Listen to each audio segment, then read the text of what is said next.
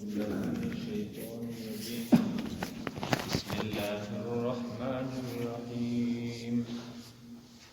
فإن تولوا فقد أبلغتكم ما أرسلت به إليكم ويستخلف ربي قوما غيركم ولا تضرونه شيئا إن ربي على كل شيء حفيظ. ولما جاء أمرنا نجينا هودا والذين آمنوا معه برحمة منا ونجيناهم من عذاب غليظ. وتلك عاد جحدوا بآيات ربهم وعصوا رسله واتبعوا أمر كل جبار عنيد. فإن تولوا بس اگر تم پھر جاؤ روگردانی کرو نہ مانو فقد ابلغتکم بس تحقیق میں پہنچا چکا ہوں تمہیں ما وہ سب کچھ ارسلت بہ الیکم جس کے ساتھ مجھے تمہاری طرف بھیجا گیا ہے. ویستخلف ربی ویستخلف اور قائم مقام کر دے گا خلیفہ بنا دے گا ربی میرا رب قوما غیرکم کسی بھی قوم کو تمہارے بعد. ولا تضرونہ شیئا اور تم اسے یعنی اللہ کو کچھ بھی ضرر نہیں پہنچا سکتے. ان ربی بے شک میرا رب علی کل شیء حفیظ ہر چیز پر نگہبان ہے. ولما جاء امرنا اور جب آیا ہمارا حکم نجینا ہم نے نجات دی ہود علیہ السلام کو والذین آمنوا معه اور اس کے ساتھ ایمان والوں کو برحمت منا اپنی مہربانی سے. ونجیناہم اور ہم نے انہیں نجات دی من عذاب غلیظ ایک گاڑے عذاب سخت عذاب سے. وتلک عاد اور یہ قوم ہے عاد کے جحدوا جنہوں نے انکار کیا بآیات ربہم اپنے رب کی آیاتوں کا. وعصوا رسلہ اور نافرمانی کیا اس کے رسولوں کا. واتبعوا اور اتباع کیا امر کل جبار عنید ہر سرکش اور ضدی کے امر کا. واتبعوا اور اس کے پیچھے لگا دیا فی ہذہ الدنیا اس دنیا میں لعنتا لعنت. ویوم القیامت اور قیامت کے دن بھی الا خبردار ان عادا کفروا بے شک قوم عاد نے کفر کیا ربہم اپنے رب کا. الا خبردار بعدا دوری ہوں لعاد قوم ہود عاد کے لیے جو ہود علیہ السلام کی قوم ہے.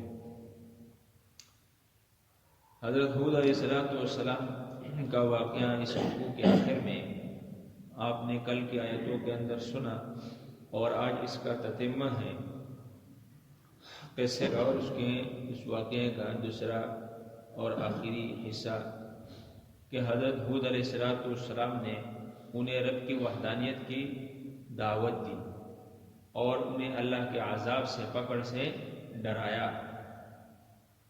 انہوں نے بجائے ماننے کے حضرت ہود علیہ السلام کو کیا کہا کہ بھئی آپ کوئی اپنے ساتھ دلیل لے کر نہیں آئے. کوئی دلیل لے کر آتے تو ہم ایمان لے آتے. مختلف قسم کی ان کی جو ہے باتیں. تو یہ قوم بڑی کیا تھی طاقتور تھی قداور تھی مضبوط لوگ تھے. تو حضرت ہود علیہ السلام نے جب کافی عرصہ انہیں تبلیغ کر کے تو جب ان سے اور ان کی باتوں کی وجہ سے نا امید ہوئے تو حضرت ہود علیہ السلام نے ان کو کہا کہ بھئی فَإِن تَوَلَّوْا اگر تم اب بھی روگردانی اختیار کرتے ہو منہ موڑتے ہو نہیں مانتے میری بات کو تو میری ذمہ داری کیا تھی قد ابلغتکم ما ارسلت بہ الیکم جو چیز مجھے دے کر تمہاری طرف بھیجا گیا ہے میرے رب نے وہ میں نے تمہیں پہنچا دیا. اور یہ حضور صلی اللہ علیہ وسلم بھی بڑے اس معاملے میں پریشان رہتے تھے.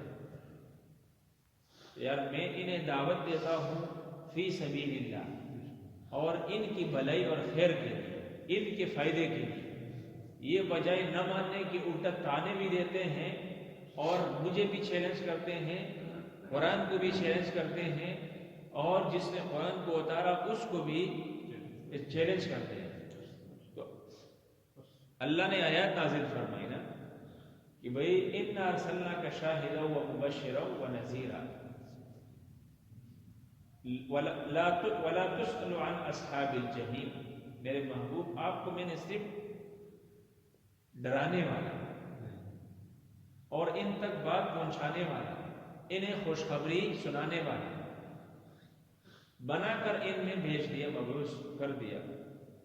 اب یہ اگر اپنے اس غلط عقیدے کی وجہ سے اور اپنے اس کفر اور شرک کی وجہ سے جہنم میں جاتے ہیں تو جائیں نا، وَلَا تُسْأَلُ سے عن اصحاب الجحیم، ان آگ والوں کے بارے میں، جہنمیوں کے بارے میں آپ سے نہیں پوچھا جائے گا۔ تو ہم نے صرف بات پہنچانی، باقی آگے کوئی مانے نہ مانے۔ اللہ نے فرمایا یہ ہدایت جو ہے نا، یہ کسی کی بس کی بات، بیٹا اگر نہ مانے باپ مار مار کے اسے ختم کر سکتا ہے لیکن منوا نہیں سکتا۔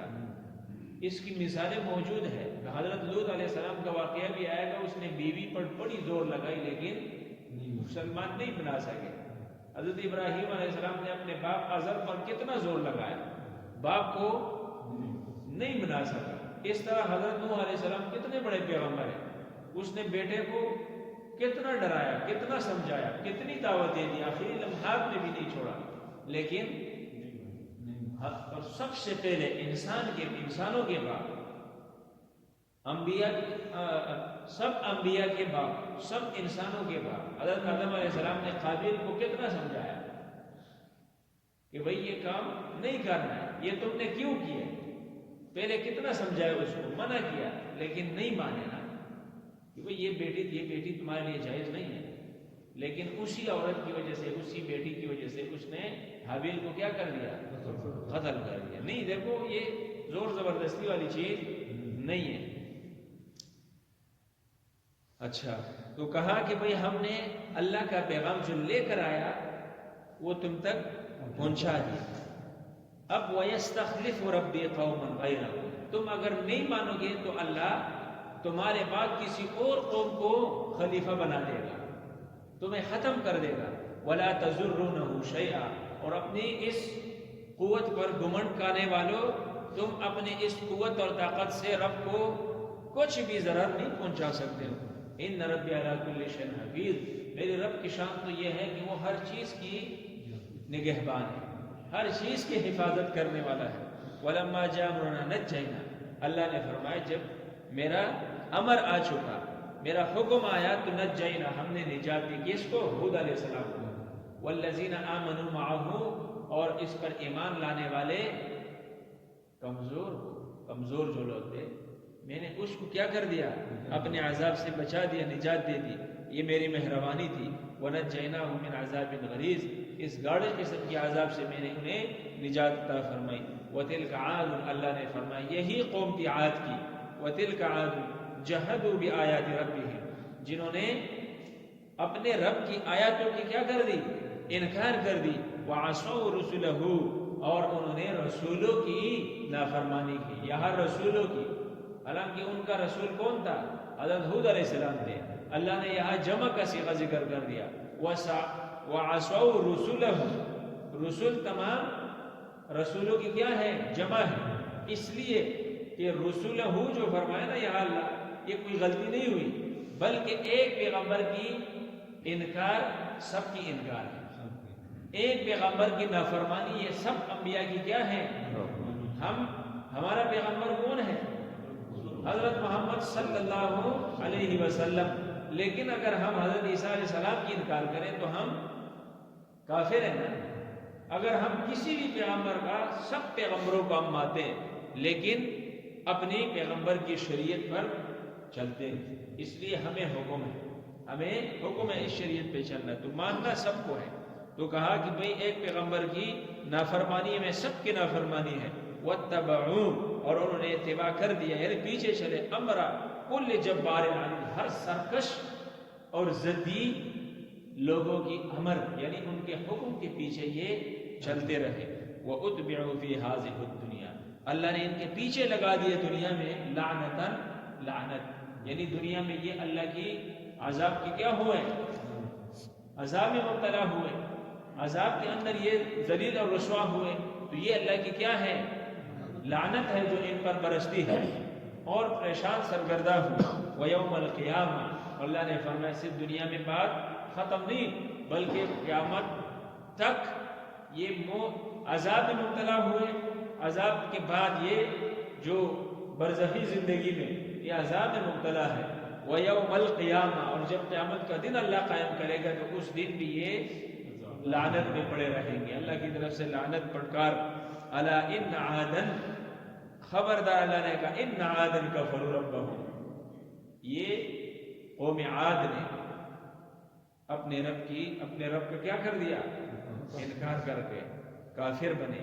الا خبردار بعدن دوری ہو لعاد عاد کے لیے قوم ہود جو ہود علیہ السلام کی قوم تھی ان کے لیے دوری اللہ کی رحمت اللہ کی مہربانی اللہ کی نصرت اللہ کی مدد سے ان کے لیے کیا ہے دوری ہے.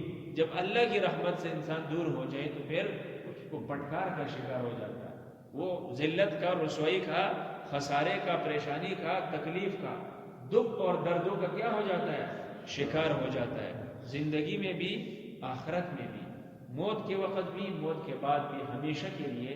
تو اللہ تعالیٰ اپنی پٹکار سے اپنی ناراضگی سے ہم سب کی حفاظت فرمائے اور اللہ ہم سب سے راضی ہوں. اور ان کے بارے میں جو عذاب آیا تھا ان پر وہ آپ نے سنا تھا نا کل کہ بھئی ہوا کی صورت میں یہ اوپر آسمان کے قریب اللہ پہنچا دیتے تھے. اوپر سے فرشتہ ان پر چیخ مارتا اوپر سے جب اوپر چیخ مارتے ان کے کلیجے پھٹ جاتے تھے اور اوپر سے پھر مندم وہ اللہ زمین پر ان کو گرا دیتے تھے. تو جب صبح ہوئی تو ان کے مکانوں کے علاوہ کوئی بھی چیز نظر نہیں اور جب ان پہ نگاہیں پڑتی تو یہ کھجوروں کے تنوں کی طرح بے جان زمین کے اوپر پڑے تھے. تو اللہ تو قوت والا ہے نا وہ تو حی قیوم ہے. وہ تو حی قیوم ہے ہر وقت زندہ